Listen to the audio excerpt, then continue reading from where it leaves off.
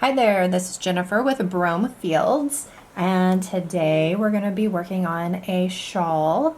This is a broken seed stitch shawl, and we're going to start at the tip here. And the first 10 rows or so are kind of a setup. So I like to start with a slip knot, and I leave a little bit of a tail so that I can grab it with my pinky. And I am using Wool in the Gang Crazy Sexy Wool and size 17 needles. I'm not sure if it matters which way I go in, but I'm going to hold the needle in my left hand. And then I don't want that first stitch to be too tight or too loose, so I tighten it up. And then I grab my tail. I don't want to drop my needle because the needle is really loud when I hit it on the table. All right, so I have my pinky, the tail and my pinky, so I can keep it a little tight. And then slip it to the end here, and we're going to knit into the front. And then we're going to go back in, but we're going to knit into the back. And then you can, if you're new to that stitch, you can watch that like 100 times. Because that's what I had to do whenever I was learning how to knit. I watched videos over and over and over again. So that first row, that was row 1. Knit 1 front and back. So we went from 1 stitch to 2 stitches. And now we're on the quote-unquote wrong side. We can't tell that yet. But with the yarn, we're going to bring this yarn into the front. We're going to slip 1 purlwise. And then we're going to increase 1 stitch. So I'm going to make a backwards loop, so you can see how I have it in my hand. I just slip that and slip it onto my needle. Then I'm going to kind of tighten it up, because I want it on the, don't tighten it whenever it's down here on your needle, because then it gets really tight. So you want to make sure it's at the thickest part of your needle. Pull it tight, bring the yarn in the front, and we're going to slip that purlwise.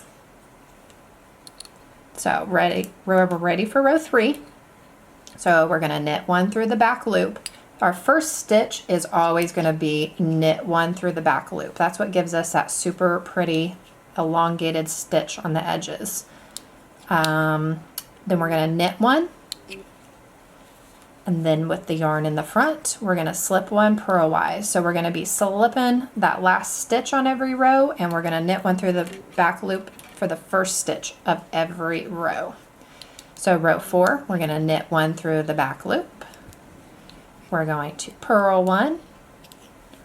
And then we're going to, with yarn in front, slip 1 purlwise. Now we're ready for row 5. So we're ready to do increases. So we'll be doing 2 increases on this one here. So we're going to knit 1 through the back loop. We're going to increase this stitch. So I'm going to slip it forward, slip it on, and I kind of just hold it in place, and then whenever I get it there, I kind of snug it up a little bit. And then we're going to knit 1. This is our center stitch. It is always a knit stitch. Always. And then we're going to increase 1 with yarn in front, slip 1 purlwise. So now we have 5 stitches on our needle. So we always want to make sure we have an odd number of stitches. When you get a lot of stitches on your needle, then it's going to be harder, but right now it's pretty easy to tell. All right, so now we're ready for row 6. So we're looking at the wrong side of our work because there's a lot of purls there, so that's helpful to remember. Knit 1 through the back loop, and then we're going to knit, purl, knit. So we're going to knit 1, purl 1, knit 1, and then bring our yarn to the front, slip 1 purlwise.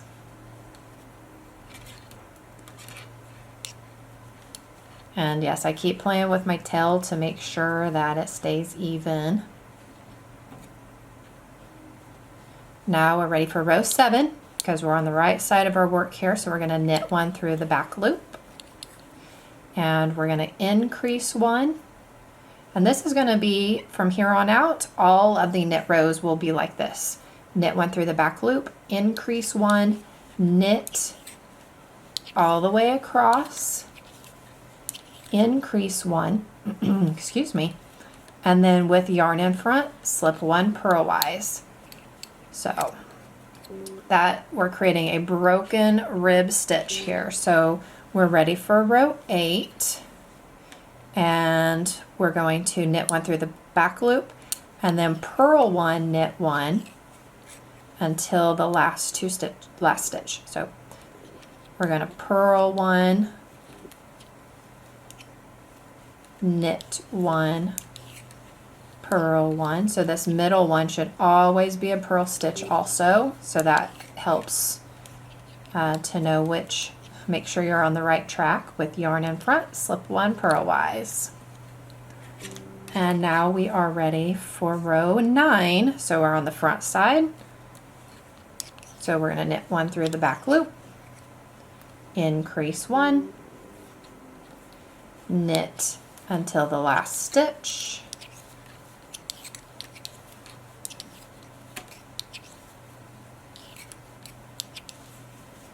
with yarn in front, nope, we're going to increase 1. And now we're going to slip 1 purlwise. So try not to skip any increases.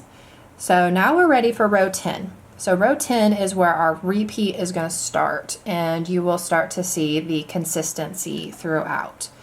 So knit 1 through the back loop, and we're on a wrong side row. So we're going to knit 1, purl 1, and I'll show you on this side here. So we noticed this here, this column is always a purl row. So on this row here, it's a knit, purl, knit, purl. So we want this stitch here to be a knit stitch. So we're going to knit, purl, knit. So we're going to knit 1, purl 1 all the way across. I hope that did not confuse you, and it helped, so that you can see the pattern. So we knit into that broken rib stitch. We're going to purl into this purl column, and we're going to knit into the broken column. And this here is going to be a solid purl column. This will become a broken rib column. Oh, that was a purl stitch. I need a knit. I'm talking. I need a knit. And with yarn in front, slip 1 purlwise, because we only increase on the right side row. So we're going to knit 1 through the back loop, and we're on row 11. So right side rows are all the same. Increase 1, knit all the way across until that last stitch, and that's our front center knit stitch column. Increase 1, with yarn in front, slip 1 purlwise. Now we're ready for the other. What makes it a 4-row repeat is on the first one we did a knit 1, purl 1. Now we're going to purl 1, knit 1. So right now, still, whenever you're at the beginning, you can look at the center stitch, but I usually go 3 or 4 stitches over, so I have this broken, and I can actually see it, because if you just look right here, you're not really sure, is that a broken or is it full seed stitch? So that's a full seed stitch, and this is broken. So that's going to be a knit, purl, knit, purl. So we're going to knit 1 through the back loop, and then purl 1, knit 1, then we can start seeing it. So we're purling into the column, knit into that broken column, purl into the full seed stitch column, knit, purl, knit, purl, and then slip 1 purlwise. And then we're ready for row 13, which is all knit stitches. And on an easy row, increase 1, knit to the last stitch. I hope that you guys you are getting the rhythm of it. and you can see it without looking at the pattern, and it's pretty easy to memorize. Because for me, if it's easy, then I will probably finish it all. I didn't get all the way into that stitch. And then increase 1, and with yarn in front, slip 1 purlwise.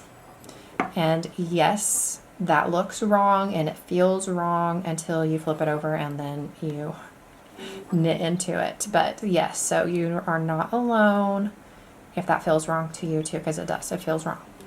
And then that is the beginning of the shawl. So you repeat rows 10 through 13 over and over again, and you always increase on the right side rows. And this is a super, super cozy. I love this. It is warm, and I believe it weighs just a tiny bit, like 2 ounces, over 2 pounds. I did use 5 skeins of this awesome, awesome cozy yarn, and it is like, it's like wearing a cloud. It is one of my new favorite shawls, and I will say the shrug that I made using, I believe it was We Are Knitters, it's one of my favorites because it is like wearing a cloud. It's very relaxed, it's thick, but it's light. I mean, it's not light, but it is. So it is wonderfully deceptive. So I hope you guys enjoy knitting this shawl and wearing it as much as I do. So thank you guys so much for watching. And if you have any questions, send me an email at jennifer@bromefields.com. And thank you guys so much.